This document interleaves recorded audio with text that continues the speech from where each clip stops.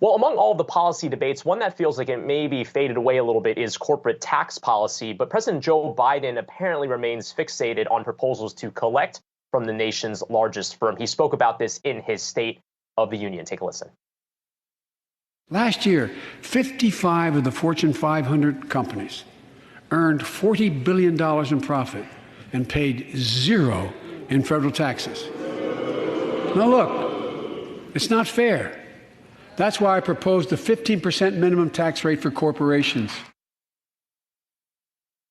A little bit of booing there, but let's get some perspective on the road ahead for corporate tax policy with Todd Simmens, BDO National Managing Partner of Tax Risk Management, who joins us as part of our Taxes Made Simple series presented by Tax Act. Todd, it's great to have you on the program this morning. Look, at the end of the day, this is still another legislative priority that's probably going to face some pressure from that 50-50 Senate. I mean, what does the legislative path forward look like for you for a corporate alternative minimum tax? Well, I think certainly different than it looked in the fall. Now, we actually went out with our tax survey, BDO's tax survey this year, and executives still think that there is likely going to be some legislative activity. Now, if we go back to the fall, we had a large Build Back Better bill that looked like it was probably going to go somewhere. But with, as you point out, with some resistance from that very, very razor-thin Senate and comments from some key senators, the Build Back Better bill, I think, is, as one senator noted, dead. What we are probably looking at, Brian, is smaller pieces of legislation.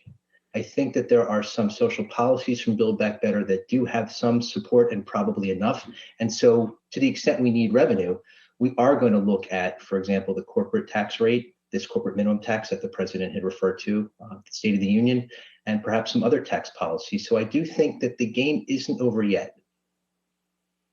So some stats here, 43% of tax executives say that U.S. federal tax changes are their top tax priority concern for this year. But it's also worth noting, Todd, that it is a midterm election year, which means that the politics of all of this, as is always the case, but it's going to be essentially even more elevated this year.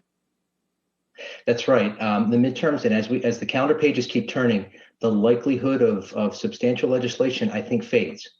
And now, even though we are looking at, again, executives and businesses, individuals alike, think that there could be something still coming forward, Congress and the administration are on other issues right now. And until they can refocus on domestic policy, those pages keep turning. And as midterms keep coming up, it's going to become more difficult.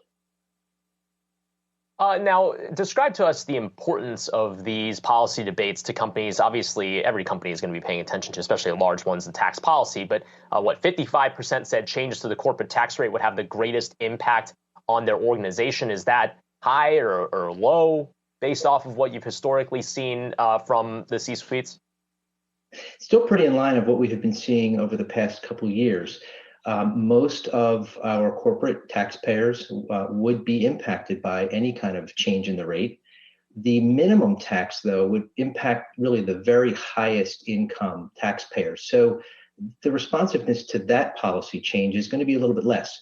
But I do think that you're going to find businesses, corporations really very tuned in on what's going to happen with that corporate rate needle, which is right now at 21.